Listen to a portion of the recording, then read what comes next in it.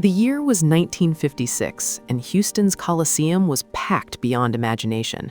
The air was electric, thick with anticipation.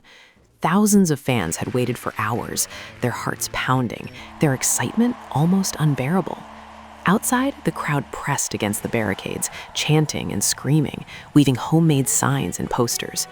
Inside, the stage lights glimmered faintly, yet the main spotlight remained off, casting long shadows across the polished wooden floor. Backstage, the noise of the crowd was muffled, but the vibrations were unmistakable, a sea of voices calling out for a single name: Elvis. But behind the curtain, it was not excitement that filled the air. It was tension, anxiety, fear. Elvis Presley, only 21 years old at the time, leaned against the dimly lit wall, his iconic white shirt slightly damp from the Houston heat.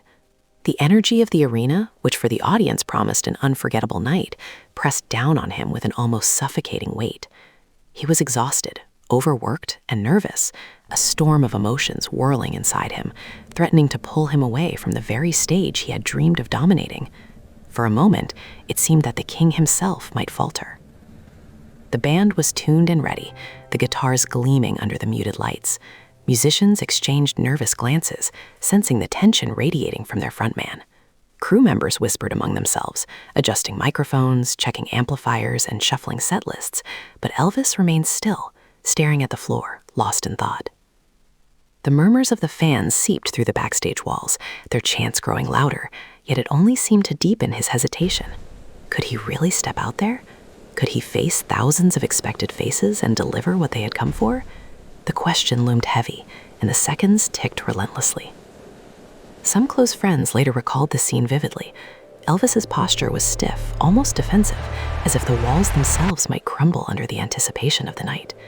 He had conquered stages across the country, yet this particular evening in Houston felt different. Perhaps it was the enormity of expectation. Perhaps it was the fatigue that had crept up after months of touring and recording. Or perhaps, for the first time, the weight of his title, the king, felt too heavy to bear. For a few minutes, those backstage walls became a cage, and Elvis considered walking away, leaving the crowd and the spectacle behind. A chilling thought for someone who was supposed to be larger than life. The minutes stretched on. Sweat traced lines down his temple as he adjusted his cuffs and ran a hand through his hair. The muffled chants from the arena transformed into a pulse, a living force that seemed to seep into the cracks of the backstage walls. The sound wasn't just noise anymore. It was expectation, belief, and devotion combined into a roar that demanded attention. The voices carried a silent plea: "We're here for you, no matter what." And slowly, imperceptibly at first, the tension within Elvis began to shift. The hesitation, the fear, the self-doubt, they began to crack under the pressure of anticipation and longing. Suddenly, a beam of light flickered on, brushing against the polished stage floor. The band leader struck the opening chord, a single note that resonated with both suspense and promise.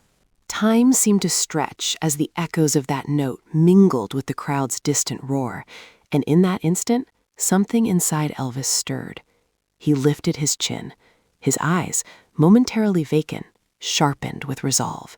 The dream, the music, the thrill of performing, it all came rushing back. The king remembered who he was and why he had climbed countless stages before. The stage was not a threat. It was a calling. With a deep, grounding breath, Elvis pushed himself away from the wall. Every muscle seemed to remember what it had trained for, what it had danced, moved, and sung for countless nights before. His boots clicked softly against the floor as he approached the curtain. For a fleeting heartbeat, the world felt like it was holding its breath, waiting to see if the legend would walk into history or retreat into silence. Then, with a subtle yet determined step, Elvis drew back the curtain and emerged. The spotlight, now bright and unwavering, bathed him in golden light, casting long, heroic shadows.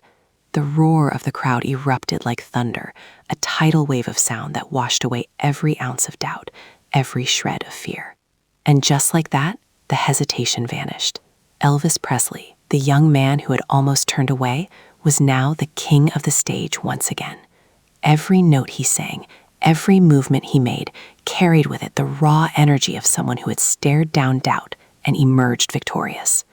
The audience could never know how close the night had come to being lost, but the electricity in the arena told the tale more than words ever could. The music soared, the lights danced, and the legend of Elvis Presley grew even larger that night in Houston. Sometimes history is made not in perfection, but in courage, in moments when stepping forward feels impossible, yet the world is waiting. On that night, in that crowded Houston arena, Elvis Presley faced himself backstage.